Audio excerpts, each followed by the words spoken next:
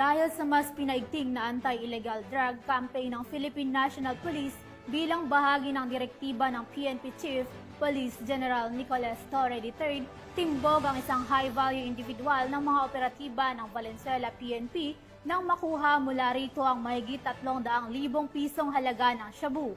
Yan ang balitang aking tinutukan.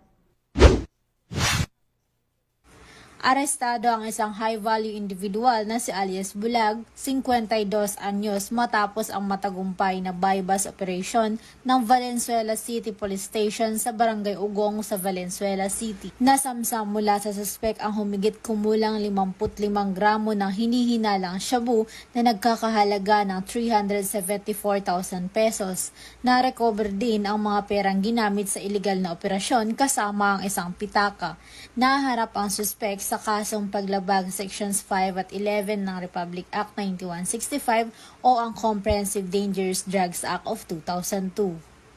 Mula dito sa Metro Manila, ako ang iyong PNN correspondent, Patroluman Mika May Bahiwag, alagad ng batas, taga-taguyod ng Balitang Pulis.